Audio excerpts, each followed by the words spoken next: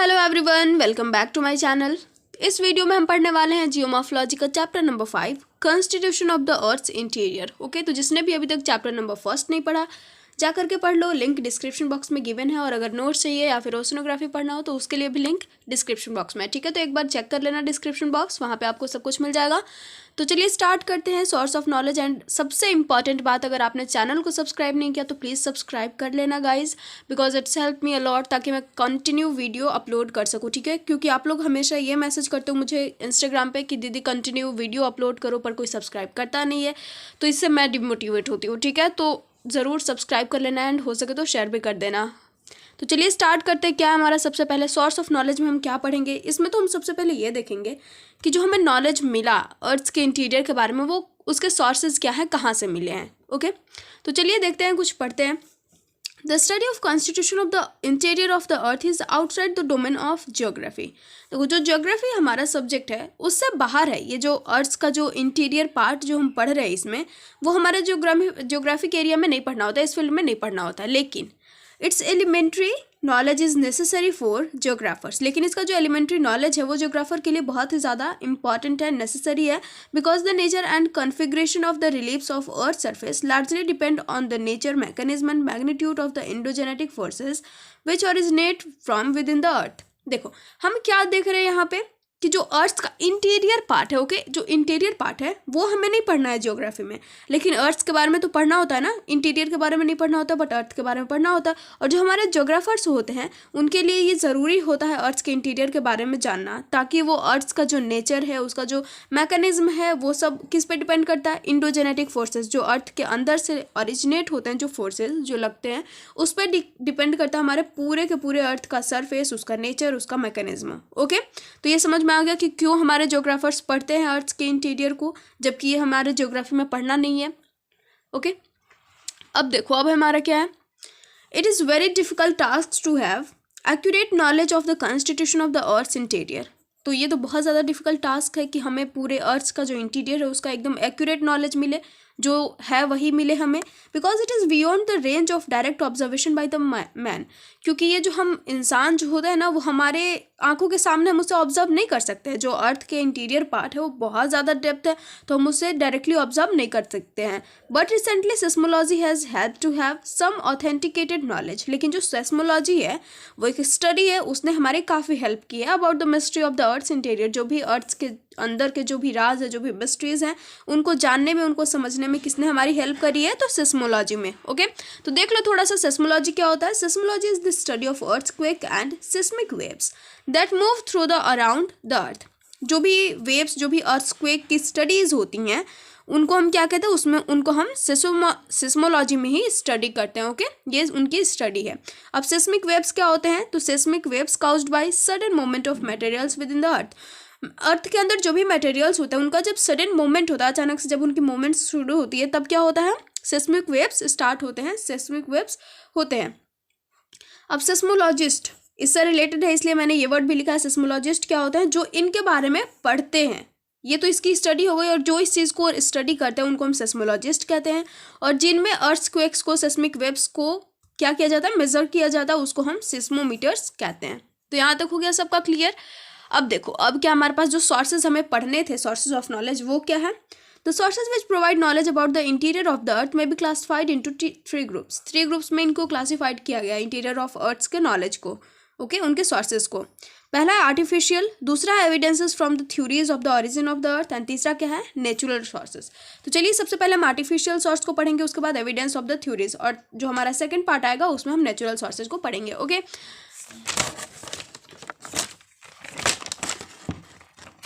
हमारा आ गया artificial sources. देखो, आर्टिफिशियल सोर्सेज क्या है? आर्टिफिशियल सोर्सेज में हमें सबसे पहले डेंसिटी के बारे में पढ़नी है। तो डेंसिटी में हम क्या देखेंगे? अर्थ की डेंसिटी देखेंगे, उसका जो कोर है उसकी डेंसिटी देखेंगे।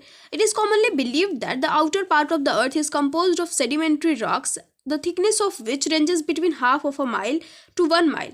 देखो, यहाँ पे हमारा सबसे पहले ये दिया हुआ है कि जो हमारा आउटर सरफेस है अर्थ का, वो किस चीज़ का बना हुआ है? तो सेडिमेंट्री रॉक्स का, जिसका जो थिकनेस है वो कितने के बीच में है? तो 1 mile, half mile to 1 mile के बीच में, मतलब 0.8 किलोमीटर टू 1.6 किलोमीटर। ठीक है, इसके बीच में है। किसकी किसका थिकनेस? सेडिमेंट्री रॉक का आउटर पार्ट का। Just below this sedimentary layer there is the second layer of crystalline rocks. Sedimentary layer के नीचे ही क्या है? हमारा क्रिस्टलाइन रॉक है, जिसकी डेंसिटी क्या है? Ranges between 3.0 to 3.5 at different places, मतलब डिफरेंट प्लेसेस में डिफरेंट होता है ये। तो ये 3.0 के आगे कुछ नहीं लिखा हुआ था, लेकिन मे बी ये क्या होगा? 3.0 ग्राम पर सेंटीमीटर क्यूब होगा। ठीक है, तो वो याद रख लेना है आपको। आगे देखो क्या है, the average density of the earth is about 5.5। Average density कितनी निकाली गई? 5.5 ग्राम पर सेंटीमीटर क्यूब। और ये क्या है? The density of the core of the earth. Core of the अर्थ का जो डेंसिटी है वो कितना निकाला गया? 11.0 ग्राम पर सेंटीमीटर क्यूब। क्योंकि सारे लोग मतलब डिफरेंट डिफरेंट जियोग्राफर्स होते हैं, जियोलॉजिस्ट होते हैं, तो उनके अपने अपने अकॉर्डिंग्स होते हैं जिससे वो निकालते हैं डेंसिटी। तो देखो जो हमारे कैवेंडिश थे, इनके अकॉर्डिंग क्या है? इन्होंने जो न्यूटन्स लॉ है, ग्रेविटेशनल लॉ, उसके बेसिस पे निकाला है एवरेज डेंसिटी ऑफ अर्थ 1798 में। तो क्या निकाला था उन्होंने? कितना? 5.48 ग्राम पर सेंटीमीटर क्यूब। और पॉइंटिंग ने क्या निकाला था 1878 में? एवरेज डेंसिटी ऑफ अर्थ 5.49 ग्राम पर सेंटीमीटर क्यूब। देखो जस्ट एक सिर्फ बड़ा है। आगे सिंस 1950, ये तो इन दोनों के अकॉर्डिंग हो गया। 1950 में भी बहुत सारे अटेम्प्ट्स किए गए ताकि इनका जो डेंसिटी, एवरेज डेंसिटी जो है अर्थ की, वो कैलकुलेट हो सके। तो देखो सैटेलाइट के बेसिस पे ये कैलकुलेट किया गया है। एवरेज डेंसिटी ऑफ अर्थ 5.517 ग्राम पर centimetre cube. Average density of earth surface, earth surface की कितनी डेंसिटी है? एवरेज डेंसिटी 2.6 to 3.3 ग्राम पर सेंटीमीटर क्यूब। और ये कितना है? Average density of the core 11 ग्राम पर सेंटीमीटर क्यूब। तो यहाँ से हमें क्या समझ में आता है? ऊपर भी हमने देखा और यहाँ भी हम देख रहे हैं कि जो हमारा कोर है उसका जो डेंसिटी है वो इन सबसे ज़्यादा है। ठीक है, यहाँ पे ये प्रूव हो जाता है। अब देखो डेंसिटी तो हमने पढ़ ली, अब है हमारा प्रेशर। इसमें क्या है? इसमें तो सबसे पहले हमारा क्वेश्चन आता है कि जो हमारा कोर है उसकी डेंसिटी हाई क्यों है? पीछे तो हमने पढ़ लिया डेंसिटी वाले में कि कोर की डेंसिटी सबसे ज़्यादा थी 11 ग्राम पर सेंटीमीटर क्यूब। तो अब क्यों है कोर की इतनी ज़्यादा डेंसिटी, वेरी हाई क्यों है? The very high density of the core is because of heavy pressure of overlaying rocks. It is commonly principle that pressure increases the density of rocks. तो यहाँ पे सबसे पहले ये दिया हुआ है हमारा कि क्या है, जो डेंसिटी है कोर का वो क्यों है ज़्यादा, क्यों है हाई? क्योंकि जो ओवरलेइंग रॉक्स है, मतलब एक दूसरे पे जो लाइन करते हैं रॉक्स, उनकी वजह से, उन पे जो प्रेशर लगता है उनकी वजह से है। ठीक है, और ये कॉमन प्रिंसिपल है कि जो प्रेशर है वो क्या करते हैं? रॉक की डेंसिटी इंक्रीज करते हैं। अब आगे देखो क्या है, उसके बाद क्या आया? Due to very high pressure prevailing there because of supplemented load. तो अब यहाँ पे क्या है कि प्रेशर बहुत ज़्यादा हाई यहाँ पे प्रिवेल किया हुआ है, इसकी वजह से है कोर की डेंसिटी हाई। लेकिन यहाँ पे जो हमारा ये इंटरफेरेंस है, जो ये कॉन्सेप्ट है, इसको रॉन्ग प्रूव कर दिया जाता है। मतलब प्रेशर का डेंसिटी से कोई लेना देना नहीं है। ठीक है, तो उसके बाद क्या होता है? If the high density of the core of the earth is not because of high pressure of overlaying rocks, then तो यहाँ पे ये प्रूफ हो जाता है कि प्रेशर से मतलब हमारा डेंसिटी का कोई लेना देना नहीं है, कोर की डेंसिटी का। तो फिर किस चीज़ से हो सकता है? तो किस चीज़ से हो सकता है? The core must be composed of intrinsically heavy metallic materials of high density. तो क्योंकि हमारा जो कोर है वहाँ पे मेटालिक मटेरियल्स हाई डेंसिटी के पाए जाते हैं, इसकी वजह से है। ठीक है, और the experiment have revealed that the core of the earth is made up of mixture of iron and निकल। और ये जो एक्सपेरिमेंट होता है कि जो कोर है उसके अंदर बहुत ज़्यादा मेटालिक मिनरल्स भरे हुए हैं, जिसकी वजह से उसकी डेंसिटी हाई है। तो यही एक्सपेरिमेंट क्या करता है? ये रिवील करता है कि जो कोर है वो किस चीज़ का बना हुआ है, अर्थ का core mixture of iron and निकल। ठीक है, तो ये समझ में आ गया हमारा प्रेशर से हम कहाँ पहुँच गए हैं? मेटालिक मटेरियल्स में प्रेशर का डेंसिटी से कोई लेना देना नहीं था। आगे देखो, अब हम पढ़ेंगे टेम्परेचर। डेंसिटी हो गया, प्रेशर हो गया क्लियर, और अब है क्या? Temperature. On the basis of information available from the findings of bore holes and deep minings, that temperature increases from the surface of the earth downward at the rate of 2 degree to 3 degree Celsius 400 metres. 100 metres downward जाने पे क्या होता है? जो temperature है वो 2 degree से कितना हो जाता है? 3 डिग्री सेल्सियस हो जाता है। और ये हमें कैसे पता चला? तो जो बोर होल्स थे, डीप माइनिंग बनाए गए, उनकी वजह से पता चला। उनके बेसिस पे जो इन्फॉर्मेशन हमने इकट्ठे किया उससे पता चला कि जो टेम्परेचर है वो क्या करता है, जैसे जैसे हम अर्थ के नीचे जाएंगे वैसे वैसे जो टेम्परेचर है वो क्या करेगा? इंक्रीज होता जाएगा। ठीक है, अब आगे देखो हमें क्या पढ़ना है इसमें। It is tectonically active areas. Temperature remain 1000 degrees Celsius at the depth of 43 km from the Earth's surface, while the temperature remains only 500 degrees Celsius at the depth of 40 km from the surface is tectonically stable areas. तो यहाँ पे देखो, यहाँ पे लिखा हुआ है कि जो टेक्टोनिकली एक्टिव एरियाज हैं वहाँ पे 43 किलोमीटर अगर डाउनवर्ड जाओगे आप तो टेम्परेचर कितना होगा 1000 डिग्री सेल्सियस, और 40 किलोमीटर जाओगे तो कितना होगा टेम्परेचर 500 डिग्री सेल्सियस. ठीक है. It is evident that high temperature of 1000 degrees Celsius at the depth of 43 km is the tectonically active area. It's nearer to the initial melting point. और ये जो हमारा 1000 डिग्री सेल्सियस है 43 kilometre downward जाने के बाद, वो क्या है, इनिशियल मेल्टिंग पॉइंट है रॉक्स का. ठीक है. Of the lower crust and mainly basalt and peridotite. तो ये दोनों क्या होते हैं, इनकी जो मेल्टिंग होती है वो स्टार्ट हो जाती है 43 किलोमीटर जाते जाते. ये किसका बोल रहा है, तो जो क्रस्टल एरियाज हैं उनका बताया जा रहा है, जो कॉन्टिनेंटल क्रस्ट है उनका. ठीक है. The most part of the radioactive minerals are concentrated in the uppermost layer of the earth. अब देखो, ये तो हमें पता चल गया.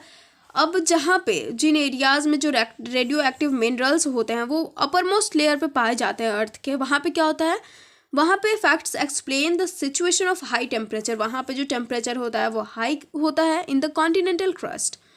तो ये कॉन्टिनेंटल क्रस्ट का बताया जा रहा है, जहाँ पे रेडियो एक्टिव मिनरल्स कॉन्सेंट्रेशन उनकी ज़्यादा होगी वहाँ पे क्या होगा, टेम्परेचर हाई होगा.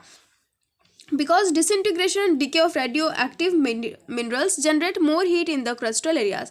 क्यों होगा हाई टेम्परेचर, क्योंकि जो रेडियो एक्टिव मिनरल्स हैं उनके डिके की वजह से, उनके डिसइंटीग्रेशन की वजह से, मतलब वो टूटना शुरू हो जाते हैं, पिघलना शुरू हो जाते हैं, क्योंकि मतलब रेडियो एक्टिव मिनरल्स ही तो पिघलते हैं. तो उसकी वजह से क्या होता है, उसकी वजह से यहाँ पे हीट ज़्यादा जनरेट होता है. कहाँ पे, क्रिस्टल एरियाज में, जिसकी वजह से टेम्परेचर क्या होता है, हाई होता है. आगे क्या है, अब देखो, the temperature is around 1100 degree Celsius at the depth of 100 kilometre which is nearer to initial melting point. Initial melting point देखो कहाँ पे है, 11,000 degree Celsius 100 kilometre depth. Okay. तो ये अर्थ का बताया जा रहा है, अर्थ का जो थर्मल वो है उसका depth of 400 kilometre and 700 kilometre. अगर 400 टू 700 किलोमीटर डेप्थ में जाओ तो कितना होगा temperature, 1500 degree Celsius to 1900 degree Celsius. अब 2900 किलोमीटर अंदर जाओ तो क्या होगा, 3700 degree Celsius. Depth of 5100 kilometre 4300 degree Celsius, इतना होगा. ठीक है. तो ये अर्थ में बताया जा रहा है, जो अर्थ है उसके जितना हम डाउनवर्ड जाएंगे, अगर हम 400 किलोमीटर डाउनवर्ड जाएंगे तो इतना टेम्परेचर होगा, इतना जाएंगे तो इतना होगा, एंड इतना जाएंगे तो इतना होगा. ठीक है. तो ये हमारा दिया हुआ है. तो आई होप यहाँ तक समझ में आ गया होगा. आगे भी थोड़ा सा है हमारा टेम्परेचर का. अब जनरेट कैसे होता है, जो अर्थ है उसके अंदर तो हमने पढ़ लिया कि हीट होता है, लेकिन वहाँ पे आता कहाँ से है, जनरेट कहाँ से होता है, ट्रांसफ़र कैसे होता है of heat inside the earth. ठीक है.